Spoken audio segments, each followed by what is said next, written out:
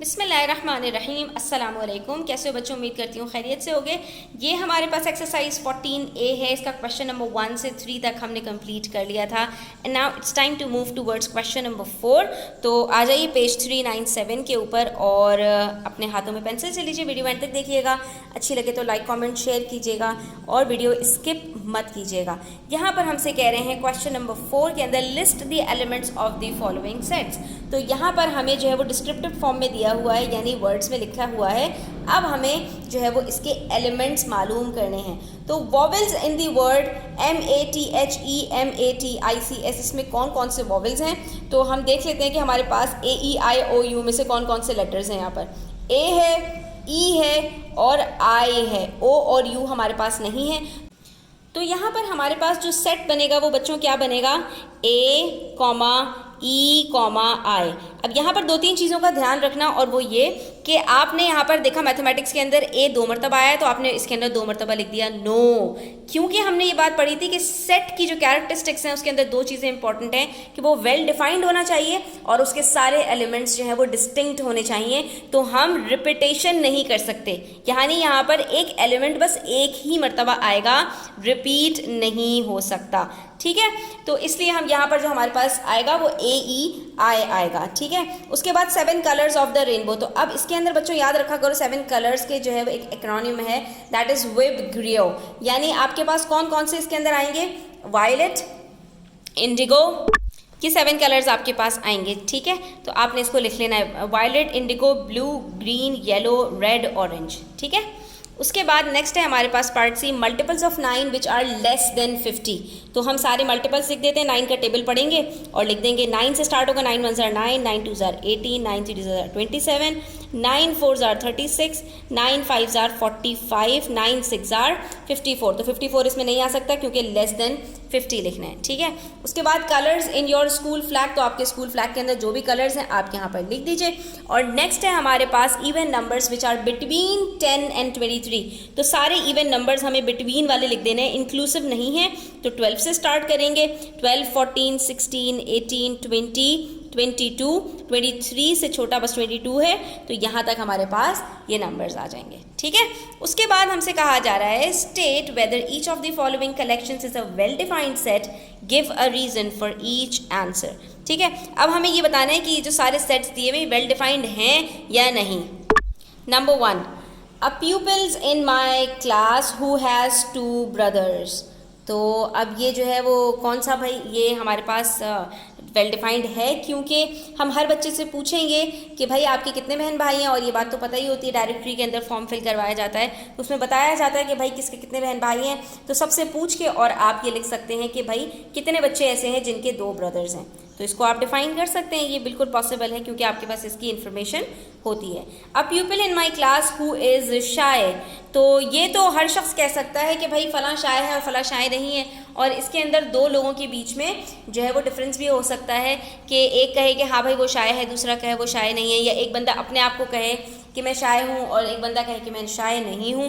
तो ये क्वांटिटेटिव चीज़ नहीं है, क्वालिटेटिव है, इसलिए ये हमारे पास वेल डिफाइंड नहीं है।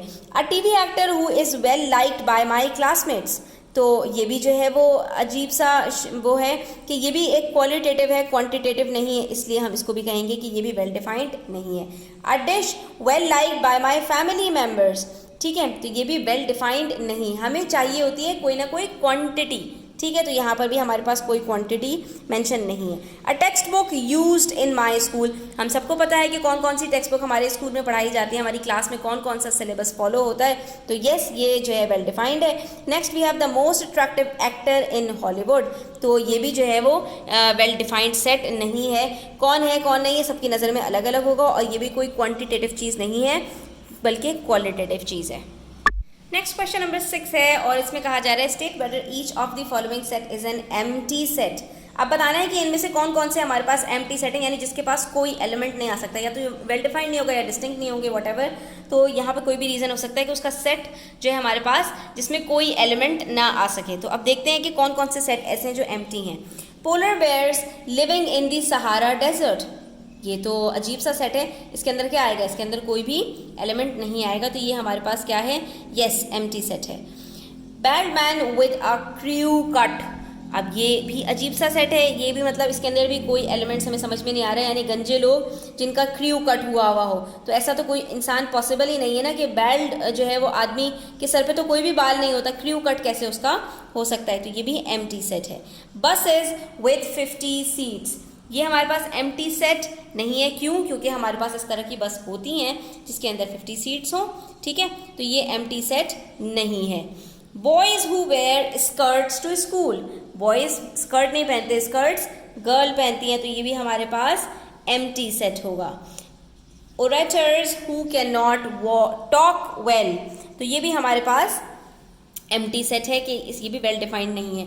Odd numbers that are divisible by 4, 4 को जो डिवाइड कर सके नंबर जो कि ऑड हो, तो क्या कोई ऐसा नंबर है हमारे पास? तो 4 जो है वो सिवाय 2 के किसी और से डिवाइड नहीं हो सकता, तो इसलिए हम इसको क्या कहेंगे कि ये हमारे पास एम्प्टी सेट है, ठीक है। नेक्स्ट है हमारे पास multiples of 3 that are divisible by 9। 9 जो है वो 3 के कौन से मल्टीपल्स हैं जो 9 से को डिवाइड कर सके? तो 3 के हमारे पास मल्टीपल्स 3 है और 9 है, दोनों 9 को डिवाइड कर सकते हैं, तो ये हमारे पास एम्प्टी सेट नहीं है। यहाँ पर हमारे पास 2 एलिमेंट्स आ जाएंगे। ट्राइएंगल्स हैविंग 3 इक्वल साइड्स, ट्राइएंगल्स जिनके तीनों साइड्स इक्वल हो इक्विलेटरल ट्राइएंगल कहलाता है, तो ये भी एम्प्टी सेट नहीं है, वेल डिफाइंड सेट है।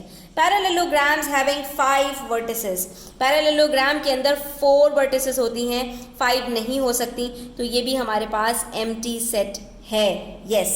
Quadrilaterals having 3 obtuse angles, quadrilateral कहते हैं स्टूडेंट वो फिगर्स जिनके 4 साइड्स हों, तो ऐसी कोई भी फिगर हमारे पास नहीं बन सकती जिसके अंदर 3 कम से कम ऑब्ट्यूज एंगल्स हों।